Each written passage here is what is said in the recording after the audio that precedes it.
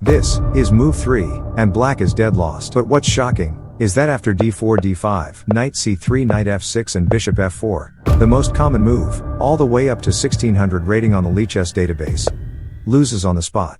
This is the Joe Bava London system, and this is the most fun you will have under Joe Biden's administration. Because how on earth will black defend against knight takes c7 check, forking the king and the rook? Rook b8? No, because that walks into bishop takes c7, forking the rook and the queen.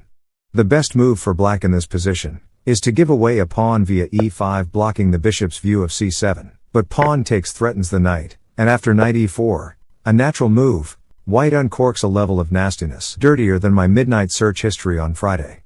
Queen takes d5, stealing a pawn right in your face. The most obvious response by black will lose yet another pawn and castling rights. Pause the video and find the beautiful sequence of moves, because this is just the tip of the iceberg. I have prepared 3 nasty example games to demonstrate that nobody, up to 2300, can really defend against a dirty, trap-infested king-side pawn storm. But first, please help me grow my small chess channel by hitting the subscribe button.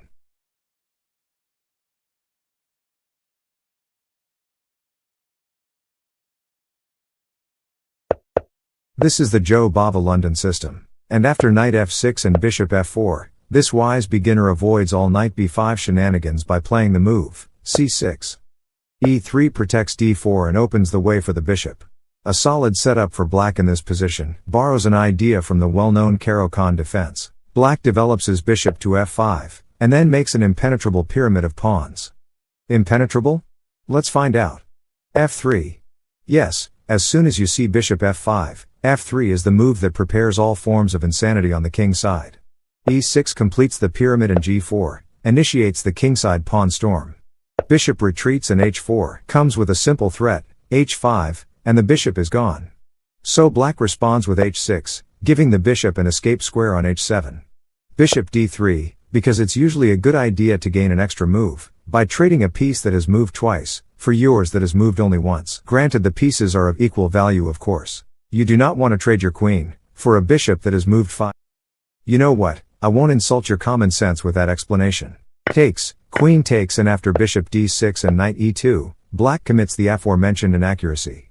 A bishop moves twice to capture a bishop that had moved only once. If this was an open position, like in the Evans Gambit, Smith-Morra or Danish Gambit, black would already be in serious trouble. So in the next few moves, white does just that. He opens up the position. Takes, and black is starting to feel like he is a move behind in this game. You want to castle, you want to save your knight, but all you have is one move. This is what it feels like to be in debt. Those who have degrees, please confirm down below. Knight g8 is the logical move, and now rook h8 infiltrates black's position. After castles and queen h7, black's kingside is about to disappear. Knight e7, the rooks are exchanged and white wins the first pawn. Knight f5 and white wins the second pawn. Black captures on e3, and now checkmate is in 3 moves. Can you find it? Who are we kidding? Knight takes e6 check, king c8 is the only move, and after queen e8 check, and queen shields, it becomes clear that this game only took this long because black chose to castle queen side. So what happens when black decides to castle right into the pawn storm? d4, knight f6, knight c3, g6 and bishop f4 is the Joe Bava London system. A master level player would go d5 in this position and stake his claim on the center. But black is a pure King's Indian defense player, so bishop g7, e4 and d6 is more his style of play. Queen d2, and now the stage is set. Black will castle king side, white will castle queen side, and as it goes in all opposite side castled positions, the idea is to get to your opponent's king by any means necessary. So these types of games are usually crazy explosive, and this one was no different.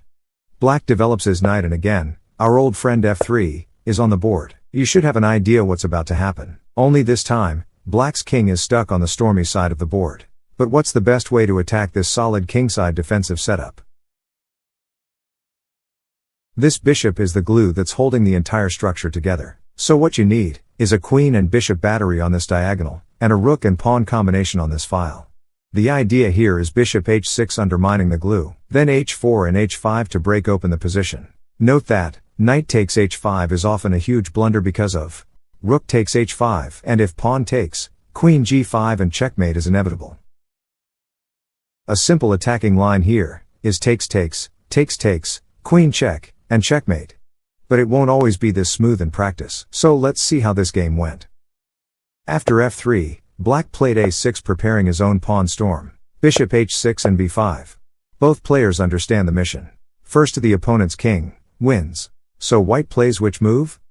That's right, h4, and after pawn to b4, white had a choice to make. Knight d5 or knight e2. Knight d5 has the merit of removing a key defender of black's king, but knight e2, which was played in the game, means the knight might be used as a defender of white's king at some point in the game. a5 h5 and a4 set the theme of the game. All-out attack. But it seems like white's missiles might land faster than black's, because after this series of captures, queen check and king retreats, one piece is holding the position together for black. So the best move for white here is e5, chasing away the knight. Because if captures captures, guess what, there's a new threat you have to attend to. This knight is gone. So black accepts that he is down a piece, and plays rook f7 defending white's infiltration point. Sacrificing a piece to pump the brakes on your opponent's attack is often a good idea, if your own attack still needs a move or two to take shape. Black's problem, however, was that white's attack simply never stopped. Knight f4. With the devastating threat of capturing on g6, takes and checkmate down the h-file. So black defends with knight e7, but white adds another attacker with bishop c4, d5 and bishop d3 putting more pressure on g6. Sometimes the attack just flows smoothly in your favor. Black tries to entice white to trade his deadly attacker for this useless bishop on the corner. Not today, sir. Knight takes g6, knight takes and bishop takes, threatens the rook and the a7 pawn. You can only defend one, so black sacrifices the rook! Well, in a sad and rather depressing manner. Queen takes and knight h3 was white's way of introducing another attacker to the game. It's still a few moves away from where it needs to be though, so this is black's chance to throw in a few jabs. You never know, you might get a quick knockout. b3, takes takes and a3, is how you throw a wet blanket on these pawn advances. Because good luck getting to this king once it's on a1. Rook a7, I guess to provide lateral defense of this h7 pawn. Knight f4, c6 and knight h5, arrives to finish black off. Queen g6 merely delays the inevitable, because in case you haven't noticed, white is a full rook up. So takes takes, knight takes and guess what, this rook is also about to fall. Sometimes you get a position where all the tactics just seem to work in your favor. But how do you actually get to such a position? Not even Magnus Carlsen can answer that question. Chess needs you to have a little bit of faith.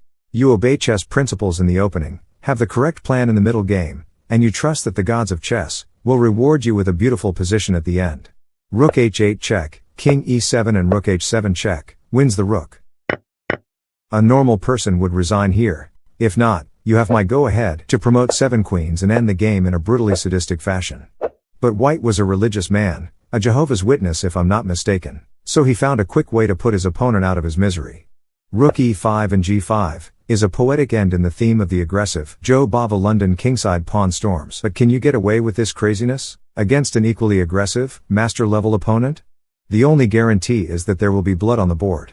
d4 knight f6, bishop f4 g6 and knight c3 is the Joe Bava London system. But this time, a principal d5 is played, staking claim on the center.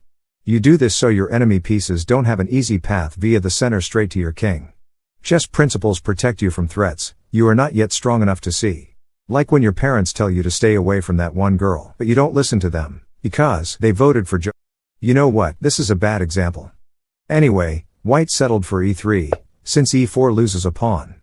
And after bishop g7, in a quiet position, on a warm summer afternoon in Yemen, h4 triggers the madness and dares black to castle king side. He calls white's bluff. But was it really a bluff? h5, and you may think the idea here is to sacrifice this pawn to open up the h-file and eventually mobilize to form a mating attack on h7. A mating attack? I swear, chess words sometimes be sounding like serious crimes if you think about it. Anyway, no. It's the shocking, rook takes knight, pawn takes and queen takes threatening the d5 pawn. After c6, the idea is to use these minor pieces, as well as the open h-file to checkmate black's king at the corner.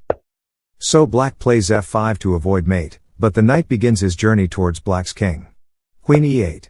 A move in line with principles. When your king is under attack, or you are ahead in material, you always want to trade queens, because by doing so you significantly reduce the chances of an abrupt checkmate. So white keeps the queens on the board by playing queen h2, gaining a tempo on the knight. After knight d7 and castles, black is still up in exchange. Meaning if he can hold on, he will likely win in the endgame. So knight f6 adds a defender to black's king, but rook h1 adds another attacker. e6 solidifies the pawn shielding white's killer bishop from h7, because that's where the game will be won and lost, which should make it clear why white desperately wants to play the move g4. So he prepares it with knight e5.